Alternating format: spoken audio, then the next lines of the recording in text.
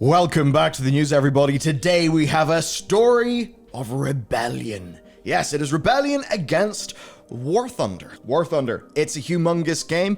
You probably see it all over YouTube, of course, in the form of its advertisements. Hey, if you like that specific genre of putting munitions into other military vehicles, then in many ways, it and its its various competitors within that space are pretty damn fantastic options. Today, though, we do have a dramatic story about War Thunder that surprisingly is not one that involves top secret military schematics being leaked in the game's forums because people seemingly with security, access just want to win a fight on the internet. Yeah.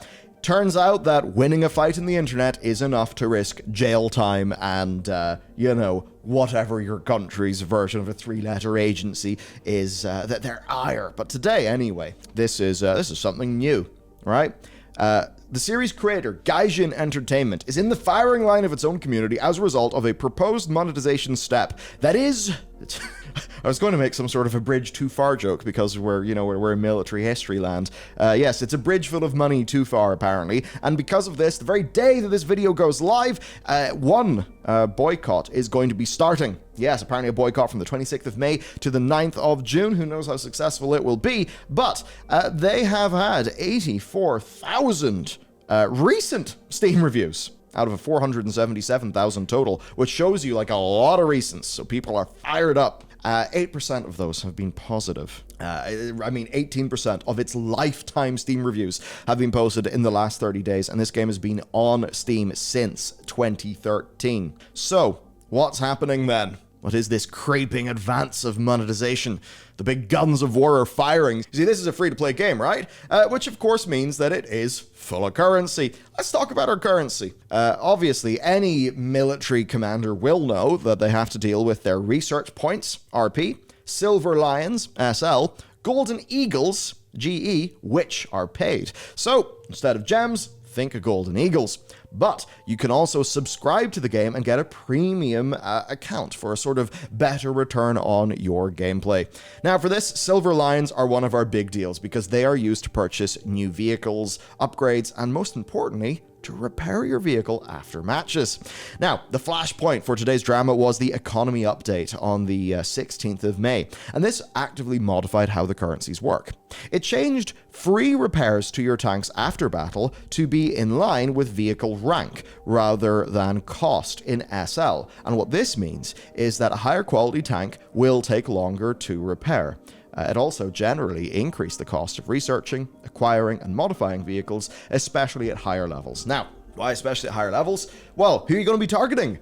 You're not going to be targeting the new person who, was listening to, insert whatever your favorite military history channel is here. I have a few myself. You start playing the game with their code, you get a bunch of currency for free, you get 7 days premium account, a free tank of a high rank, all that. No, they're not going to be targeting the new people. They're going to be targeting the people who are more invested in the system, right? It's like, hey, you're 45, you have a mortgage, the UK changes a bunch of laws. You're not just going to up and leave to another country, you're already stuck in the UK, right? So instead, you're just going to be unhappy with government.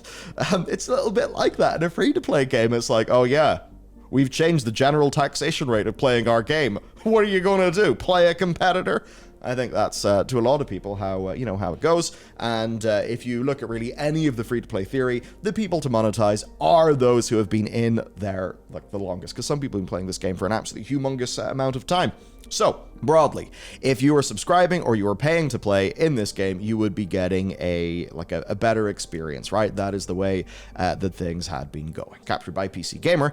All this stuff is all part of a change in the economy that has got the players feeling very angry. So let's go into some quotes. They've made a point of reducing almost all rewards in-game, while increasing costs, says War Thunder player Tim. It's become pretty well as bad as most gacha games in terms of input to output. and they recently unfoldered many vehicles in the game. And what that means is essentially forcing players to research minor variations of vehicles that they didn't have to before, which then artificially increases the grind by about 20% at least. Now, there were complaints and stuff like that, and Gaijin responded by actually showing their work to better communicate their intent to the community, which is pretty crazy, actually. We've got a big old spreadsheet we can talk about here.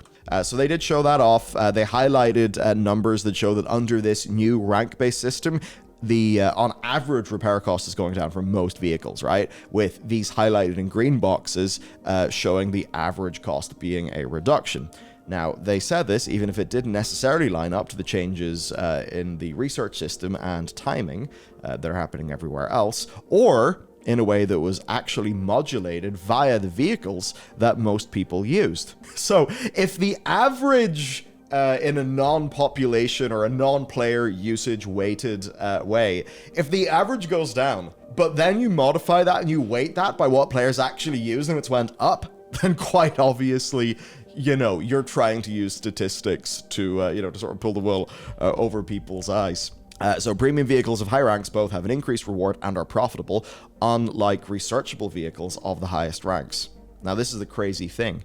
And in a wider context doesn't sound good. It's the idea that, like, if you're playing on a premium vehicle, that basically you're going to be running at a profit. And again, we did this sort of mini documentary called Time is Money on our Warcraft channel last year, and it was really engaging with a lot of these ideas. The fact that we're even talking about if you're able to run a tank at a profit, that shows what we're doing, when it really literally is a game economy. So anyway, the developer said, look, we think this is better. Here's a chart. There's a bunch of green in it. Green's a good, happy number. You'll all be happy. Was that the end of things? The answer is no, because this was merely the latest in a series of creeping barrages of things not getting particularly better, causing a rift between developer and player, and that is why the War Thunder Players Union has formed. They created a Discord and a subreddit. There's about 14,000 members there, and they're just trying to collectively voice their dissent. Obviously, this has led to the mass barrage of negative Steam reviews, 84,000,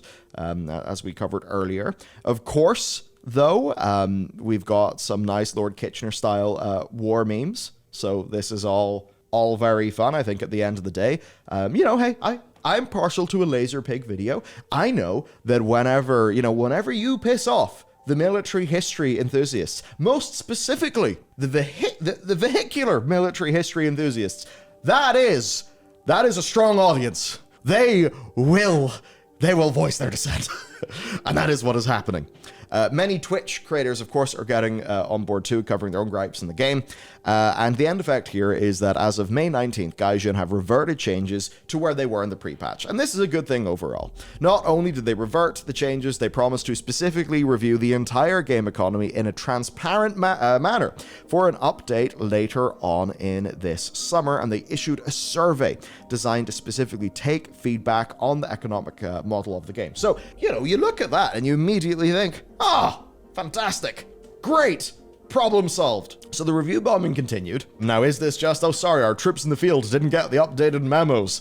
They're held out in the island chain, still attacking Gaijin, but the war is over, we won. Is it that? Well, there has been a bit of a crusade effect, which is just, hey, everyone gets on board. Plus, it's not like this is the only thing that people have been, unhappy about with the game. And, War Thunder and World of Tanks, both of them, they've always struck me as games where, with the damage models that they're providing, they're offering a unique kind of gameplay that people absolutely love. And, one of those games that, like, it's always, a 60 or a 70, like, it's always at a user review that is more negative than you would think based on how big the game is. But ultimately, the only place that players can go to for that type of gameplay fantasy is that game.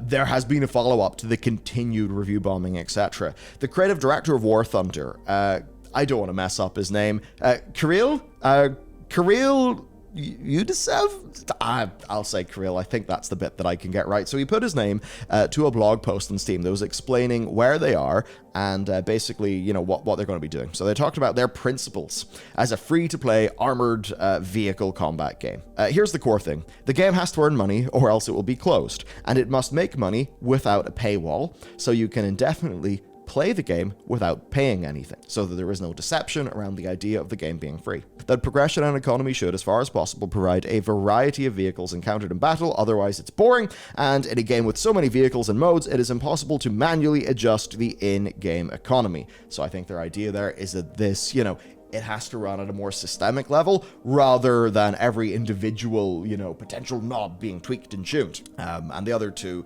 principles, the total amount of time to get your first top vehicle should be balanced, not too long, not too short in terms of game hours, and the player should, at the beginning of the game, route while mastering the game, towards getting new equipment enough. Right, so with their understanding of that and the gameplay model of the game, what's the main thing that they can change? A revision of total time to reach the top and get the whole line, so like the whole, line of vehicles, upgrades, etc., with some smaller tweaks on modification, research speed, balance of repair/gain, and so on. We have already done this kind of revision 3 times, and it's probably time for the next one. This work takes many weeks, so we will probably show the planned changes in the second half of the summer. So this is really like with that original economy update that we talked about, but I suppose saying, we can't say this, but we definitely went too hard, whoops. We'll try and do one you'll actually be okay with next time. And in the post, they also sort of make reference to a do no harm principle, where they can. If the majority of the player base is showing a negative response, they will revert changes. And I suppose credit to them, they have done this, and they did point out evidence where that's happened before. And they say that while they recognize players want to express themselves, they do warn that review bombing, especially in Steam, can have unintended consequences, such as dissuading new players and it ultimately hurting the game, that it's not targeted. Players demanding the removal of microtransactions from the game won't get what they want because it does have to be a free-to-play game. That said, I don't think that people would really be advocating for removing microtransactions in a free-to-play game. That seems completely insane. But I suppose what you could say there, and this is, there was one review that we got on Pale, and it's something that always happens. It was a review because of, it was initially negative that said, I'll update this review if the changes are made. And like 2 days later, we issued the patch, the thing was fixed, the person had a really good time. And, they edited to say like, oh yeah, having a great time. Here's my review. I've updated it. And I've also left a positive Metacritic user review. The hilarious thing was they didn't change their Steam review. So even though they had a positive experience, their review is still counted as negative in the Steam, in the Steam algorithm, which is kind of funny. So I think from Gaijin's perspective here, and this is sort of generally developer knowledge, users generally do not flip their reviews. Even if you make them happy and they're a happy customer afterwards, they generally don't go back and flip their review. So I think the thing that Gaijin can't exactly say here is they probably don't trust people to flip their reviews back to positive once the changes have been made. So I think that's the one thing that perhaps is in between the lines here that I have no doubt it's what they're really thinking about. From Gaijin's perspective though, they don't want to alienate their paying players, because that's just like, oh, great, all our high net worth players are gone.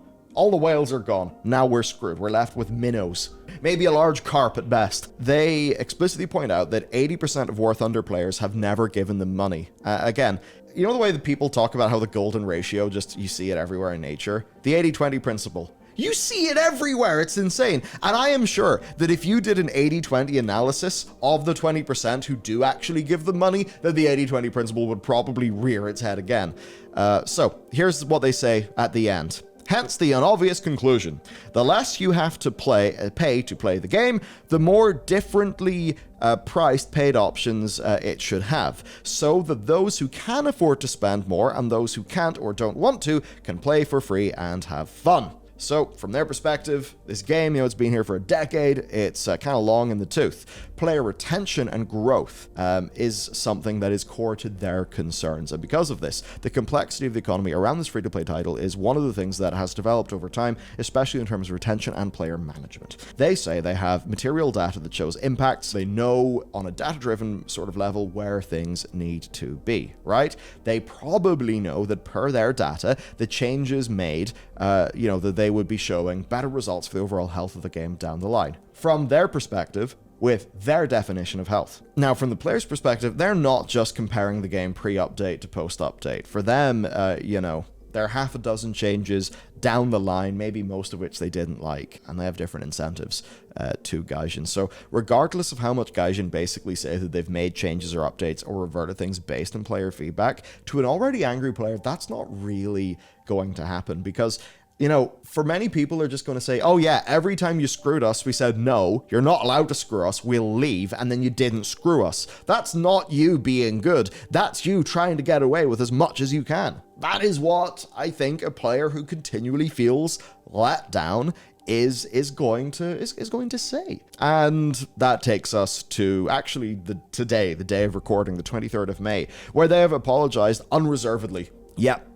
Dear players, firstly, we would like to extend our sincerest apologies to each and every one of you. We deeply regret the fact that our actions, and they go on. For some people, this is enough. For others, maybe not as much. Because the strike's going on, here it is. And yeah, there you go. The strike's going to continue. We have a lot of, we have a lot of anger. A lot of anger. And it's tricky, because I'll put it this way. I love military games. I love military history. If there is a video about tanks, maybe the politically correct way to say it, I have probably watched most of the, shall we say, neurodivergent tank-related content on YouTube. Yes, I do love a potential history. I do love a laser pig. I love all the bullshit. It's great. It's fantastic. So, I get it. And this is a game that would be up my alley. I'll definitely say one of the things that's driven me away is I just see the game's like complexity and the amount of just free-to-play shenanigans. And to me, I'm just like, I'm glossed over. I don't want to bother. It's a bit like whenever I look at War Thunder. Or not War, that's what we're doing today. No, Warframe. And with Warframe, I just see like, oh my god, that's a lot of currency. That's a lot of stuff. Goopy Gamer Brain's going to take me elsewhere. So this is a very fascinating thing, really, when you've got a game economy like this, because ultimately, see, here's the thing. I've played a Gaijin game before. It was one that Total Biscuit recommended to me. It was their space game. It was their space shooter, and I really enjoyed it. It was a third-person space. Yes, Star Conflict! I mean, who knows? Maybe it's dead now. Oh, look at this, 2021 a year in review. Huh. Star Conflict must still be out. So this was my experience with Gaijin, because, you guys have tanks. I also have spaceships. It's okay. I haven't spent... Look, I only bought one. No, I bought 2 ships in Star Citizen. I'm sorry. We all have our vices. It is what it is. Yeah, but I mean, God help you if you're weak to both tanks and spaceships, because Gaijin do have you covered. But I remember the upgrade system in this game. I remember the way the research unlocks happened. The way that it just all was. I imagine War Thunder is now more specific and advanced because it's longer in the tooth. And it's challenging because ultimately in games like this, what are they doing? I forget how many players. Is it 12v12? Whatever it is, they're like, yeah, we are monetizing a 12v12 arena battle game. That's all we have. So you're like, what can you use? What levers do you have to monetize that? And it's like, it's player power. It's how fast through the upgrade curve you're getting. It's that kind of thing. Which, obviously to some people it just ends up being too much. I think especially though when you're talking about the idea of, can you run at a profit? Because the one thing that I think gets all of us is we don't want to feel stupid, right? And this, I think this goes back to, your boy Terolf Bjornstrom. Everything goes back to our boy Terolf. It's the idea, though, that you want to offer a deal so good a player feels stupid not getting it. Like, sales number 1 is just offer the player a really good deal. Increase the value of your proposition to our players like, that's a damn good proposition. I'm going to go for that. And in a game like this, it is get the premium tank that you can run at a profit, get the paid subscription, all these things to mean that 1 hour of your time is worth 2 times as much as another player's hour. Because then you feel like, I am playing this in the fast lane. I understand Gaijin have to make their money. This is the way that it's done. But I will ensure that I have the golden ticket and I will play in the efficient way. Ultimately, I think that is the core emotional feeling that they will be trying to target in a game like this. Look, it's just, that is part of the game. Oh, they have football in Star Conflict now. Didn't see that coming. Anyway, that's what they're basically monetizing. But seemingly the economic update that they were trying to put out very recently was just trying to further that goal of just being like, look, free players, whatever, you do your thing. It'll take a lot of time. Get the premium tank, get the premium vehicle. You'll be in the fast lane. It'll feel better. And I think for a lot of the players are like, no, we don't want this. We don't want this friction. Stop making us feel bad. You're the only people, you and wargaming.net, you're the only people who give us the military, vehicle games that we want with the detailed schematics, the detailed damage model. You're the only people who give us that. We're locked in with you. And I think that's why you're able to push so much further if you are Gaijin or wargaming. Man, Star Conflict really does look different for the... Is this like a Nimitz class inspired spaceship? Who the hell knows? Anyway, that's it for the video. There's a boycott. It's starting today. We'll have to see what happens. And I suppose the next update in this story will be in late summer, whenever we find out just what the hell is going to be going on with the economy update. If it ends up being a good thing, look, maybe I'll hop in. This is a game I will admit that I have been tempted. Back whenever, was it before they had tanks? Because I remember playing War Thunder and, you know, I was flying around in planes. That was all very cool. And I've done a little bit of I think it was War Thunder with VR like 4 years ago, and it was pretty sweet as well. But, you know, I haven't properly played it. And I do remember clicking around its UI when I was doing the VR stuff with one of the guys in the office and just being like, oh my god, this is so confusing. There's so many upgrades. There's so many vehicles. I feel really dumb now. Anyhow. Maybe I'll check it out in the summer if the update goes well, because ultimately milsim games and, you know, military history is totally up my alley. If they're doing bad things, I'm not going to want to do that. So I suppose let me know what your thoughts have been. And, you know, for you, I know for many people this is just the latest in a long old line of disappointments. And hey, I'm no stranger to that. I've played World of Warcraft for a long time, so I'd love to know what your opinions have been and what past things have happened with this game that have particularly disappointed you. At the very least today, you've got the story of what has led to a big old boycott and a bunch of Lord Kitchener-esque propaganda, which I suppose is always fun to look at. Have a great day. See you next time.